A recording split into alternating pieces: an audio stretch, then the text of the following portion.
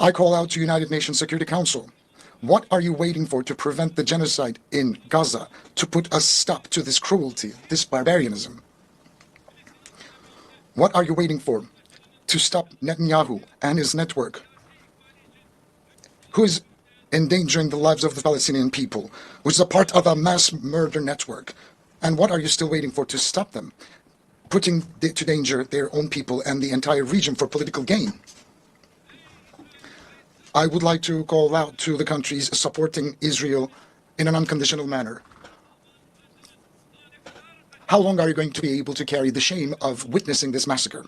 Dear friends, while children are dying in Gaza, in Ramallah, in Lebanon, while babies are dying in incubators, unfortunately, the international community has given a very bad test and failed in a big way. The Israeli government, disregarding basic human rights, trampling on international law at every opportunity, is practicing ethnic cleansing, a clear genocide against a nation, a people, and occupying their lands step by step. Palestinians, whose freedom, independence, and most basic rights have been usurped, are rightfully exercising their legitimate rights of resistance against this occupation and ethnic cleansing. In the absence of the implementation of UN Security Council Resolution number 2735, coercive measures against Israel should be put on the agenda. Israel's behavior has once again demonstrated that it is imperative for the international community to develop a protection mechanism for Palestinian civilians. 70 years ago, just as Hitler was stopped by an alliance of humanity, Netanyahu and his murder network must be stopped by an alliance of humanity. What's happening in Palestine, look, is a sign of a great moral collapse. I believe that the peoples of the world, the leaders of countries and international organizations should reflect on this painful picture, upon this painful landscape. And I would like to state very clearly and loudly here, the bill for the billions of dollars of damage caused in the cities that have been destroyed, wrecked, and reduced to rubble must and will be compensated by the perpetrators. We support the case brought by the Republic of South Africa at the International Court of Justice to ensure that Israel's crimes do not go unpunished.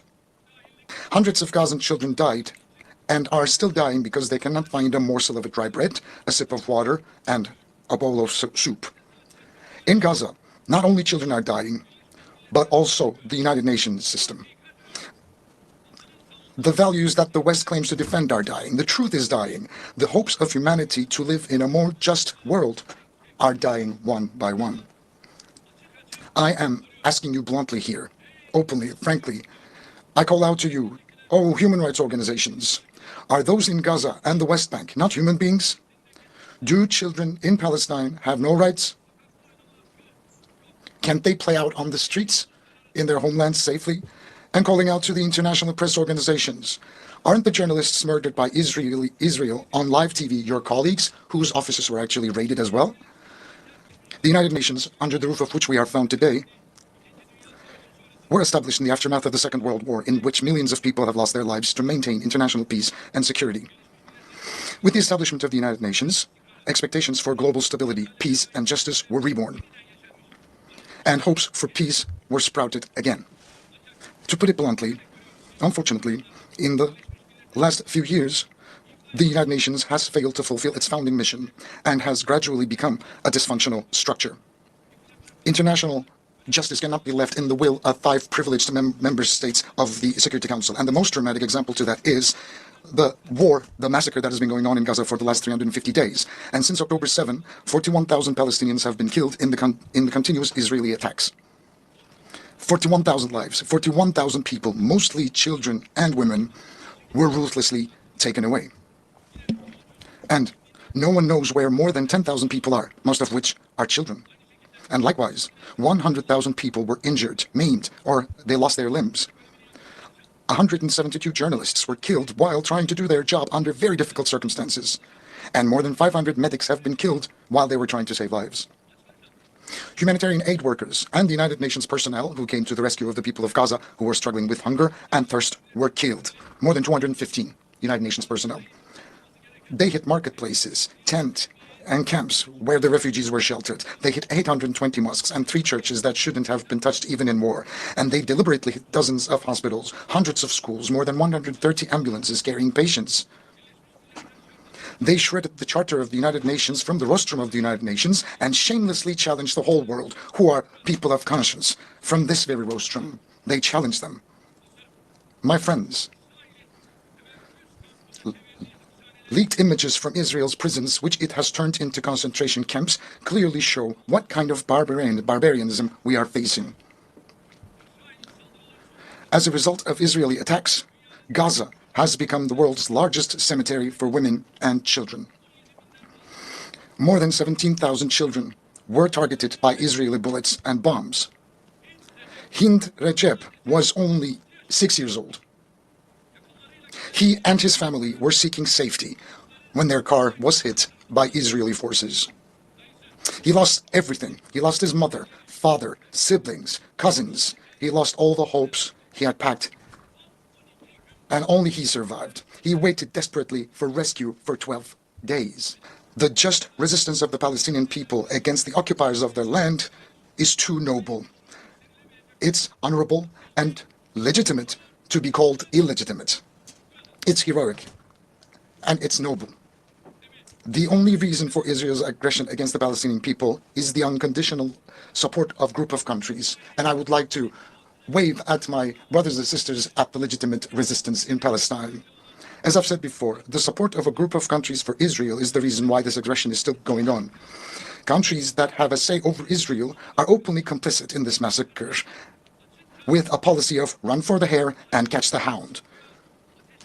Those who are supposedly working for a ceasefire in front of the stage continue to send arms and ammunition to Israel so that it can continue its massacres in the background. This inconsistency, and this is insincerity. Look, there's a paper that has been going around back and forth since May. Hamas has repeatedly declared its acceptance of the ceasefire offer. But the Israeli government has made it very clear that this is the party that doesn't want peace by constantly dragging its feet, making a settlement of the dispute much more difficult, almost impossible, constantly finding an excuse and sneakily killing its negotiating partner at the time when it was closest to a ceasefire. Israel's stalling and deception should not be given any more credit. We believe that the General Assembly's authority to recommend the use of force, as in the 1950 Resolution on Unity for Peace, should be considered in this process during this time. An immediate and a permanent ceasefire must be established. Hostages and prisoners must be exchanged. And humanitarian aid must be delivered to Gaza unhindered and uninterrupted. We can see this truth for what it is. Those who murdered 41,000 people cannot rest until those who gave the orders, pulled the trigger, and dropped the bombs are held accountable for their crimes. We will not heave a sigh of relief. Our conscience will not go silent. The bill for the billions of dollars of damage caused in the cities that have been destroyed, wrecked, and reduced to rubble must and will be compensated by the perpetrators. We support the case brought by the Republic of South Africa at the International Court of Justice to ensure that Israel's crimes do not go unpunished. We will take every step necessary for justice to be served in the case for which we have applied as an intervener or as a party. We will fight for the blood of Aishenur Ezgi, who was shot in the head and murdered by Israeli soldiers during a peaceful protest in Nablus. And we will fight in all legal remedies, and we will keep on doing that.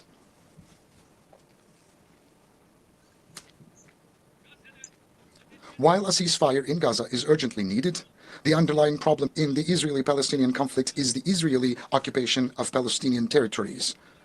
Based on the 1967 borders, an independent, sovereign, and geographically integrated Palestinian state with East Jerusalem as its capital must come into being. This cannot be delayed any longer.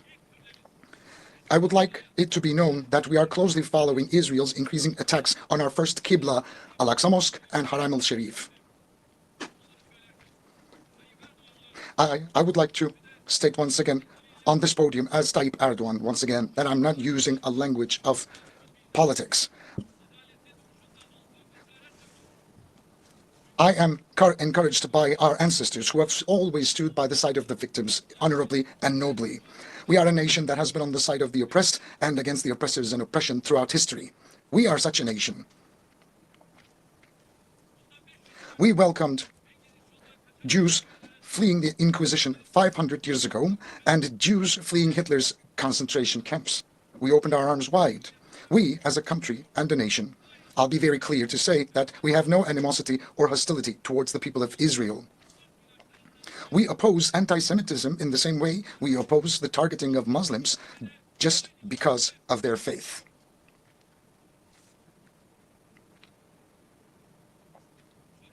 Our problem is with the massacre policies of the Israeli government. Our problem is with the oppressor and the oppression, just as it was 5 centuries ago.